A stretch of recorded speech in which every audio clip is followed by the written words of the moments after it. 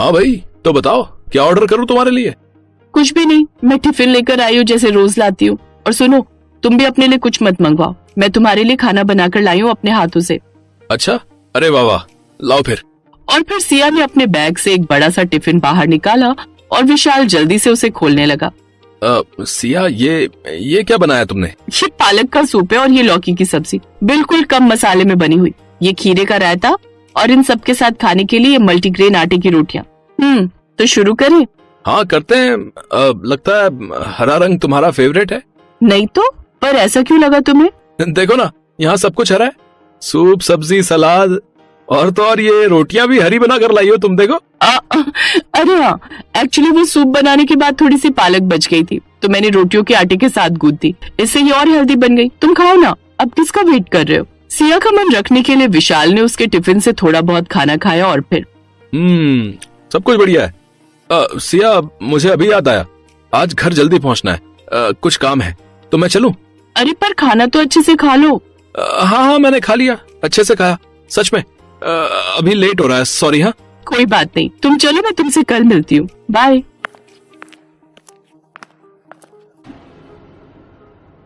ओ भाई ओ, जल्दी से एक पेटीज और एक पेस्ट्री निकाल दे, और सुन, एक गर्मा गर्म चाय भी, मलाई मार के। ओ भाई ओ, भटेगा क्या है? अभी तो तू सिया के साथ उसका टिफिन खा रहा था और अब यहाँ आकर पेटीज और पेस्ट्री। अरे यार क्या बताऊं, हरी सब्जियों की दुकान लगाकर लाई थी टिफिन में, उसे बुरा न लगे इसलिए बस थोड़ा बहुत चख लिया। सूप, सलाद और लौकी की सब्जी, अब बताओ ये सब खाऊंगा क्या मैं? पर एक बात बता यार, जब अभी ये हाल है तो बाद में क्या करेगा तू? मतलब कि शादी के बाद तो तुझे यही सब खाना पड़ेगा ना। वैसे तू सिया को लेकर सीरियस तो है ना? हाँ एकदम यार, मैं प्यार करता हूँ उससे और शादी भी उसी से करूंगा। और जहाँ तक खाने की बात है तो मुझे अपनी मम्मी पर पूरा भरोसा है, वो उसे सब सिखा देंगी, एकदम बदल जाएगी वो। कॉलेज पूरा करते हुए विशाल को एक अच्छी कंपनी में नौकरी मिल गई और फिर उसने अपने घर पर सिया के लिए बात की और फिर कुछ ही महीनों बाद विशाल और सिया की शादी हो गई। और इसी के साथ कहानी में असली मोड़ अब आने वाला था। हाँ तो बहू, आज खाने पर मेरी कुछ सहेलियां आ रही हैं, तो मटर पनीर, दाल मखनी और कटहल की सब्जी बना लेना, साथ में बढ़िया छौंक वाला रायता, पूरियां और पापड़ तो तब के तभी बनाना, और पुलाव तो बनेगा ही, ठीक है? और हाँ, मीठे में चावल की खीर अभी बनाकर रख लो, फ्रिज की ठंडी खीर बढ़िया लगेगी एकदम। जी मम्मी जी। घबरा गई क्या बहू रानी? फिक्र मत करो, रसोई में तुम्हें अकेले नहीं झोंकूंगी, दोनों मिलकर सब बना लेंगे, ठीक है? नहीं मम्मी जी, आप आराम कीजिए, मैं सब कर लूंगी। सच में? तुम कर लोगी सब अकेले? जी मम्मी जी, वैसे भी रसोई में मेरा बड़ा मन लगता है। अच्छा चलो, ये तो बहुत अच्छी बात है, फिर मैं ऐसा करती हूँ, आज मंदिर हो आती हूँ। इतनी अच्छी बहू दी है भगवान ने मुझे, तो प्रसाद तो चढ़ाना ही चाहिए ना। अपनी सास की बात सुनकर सिया मुस्कुरा दी और फिर रसोई के अंदर चली गई। करीब 3 घंटों तक सिया रसोई में अकेले ही लगी रही और फिर खाने की मेज पर, अब तुम लोगों को क्या कहूँ मैं, अगर चिराग लेकर भी ढूंढती ना तो भी ऐसी बहू नहीं मिलती। आज का सारा खाना खुद अकेले बनाया है, मुझे तो साफ कह दिया कि मम्मी जी आप जाकर आराम करो। अब बताओ, इस कलयुग में मिलेगी कहीं ऐसी संस्कारी बहू?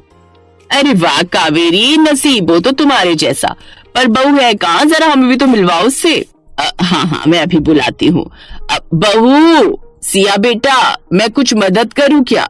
नहीं मम्मी जी, सब हो गया, मैं बस आ ही रही थी। ये कहते हुए सिया ने डाइनिंग टेबल पर एक बड़ा सा बर्तन रख दिया, जिसे देखकर सामने बैठी कावेरी की सहेली ने कहा, बस खाने में यही है क्या?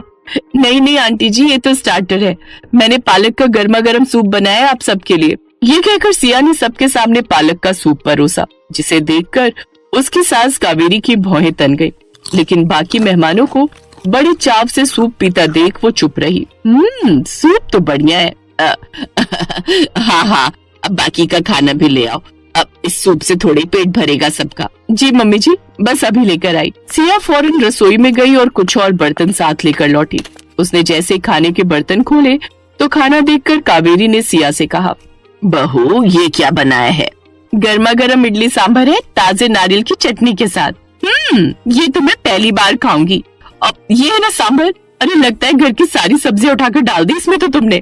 जी, और इसीलिए तो ये डिश इतनी हेल्दी है, लेस ऑयल बट न्यूट्रिशन से भरपूर। और इसके साथ हरी चटनी और ताजा सलाद भी है। सिया खाना परोसते हुए बहुत खुश थी, लेकिन सामने बैठी कावेरी का खून जल रहा था। सिया ने उसकी बताई एक भी डिश नहीं बनाई थी, लेकिन मेहमानों के सामने वो सिया से कुछ नहीं कह पा रही।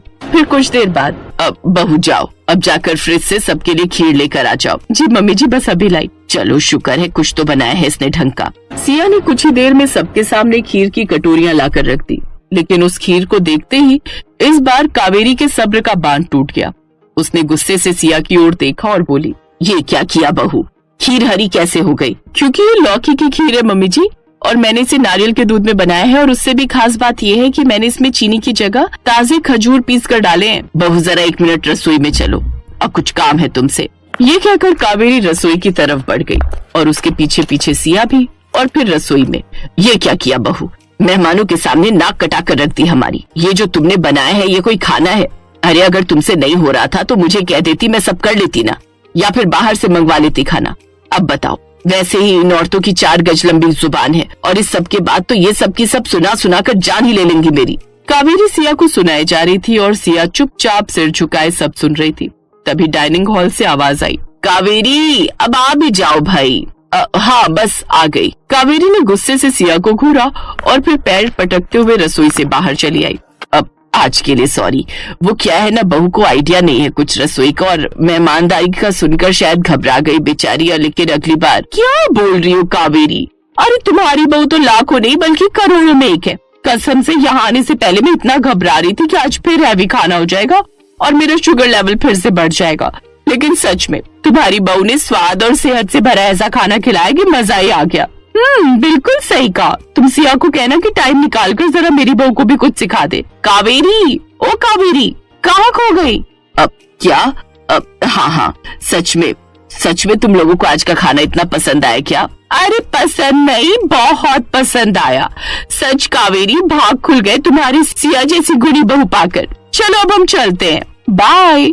अपनी सहेलियों की बातें सुनकर कावेरी हैरान रह गई। इसके बाद से रसोई की पूरी जिम्मेदारी कावेरी ने सिया को सौंप दी, और इस तरह सिया ने अपने पक्के इरादे से न सिर्फ अपने ससुराल वालों की सोच को बदला, बल्कि अपने ससुराल की तेल मसाले से भरी अनहेल्दी रसोई को हरी भरी सब्जियों वाली हेल्दी रसोई में बदल दिया।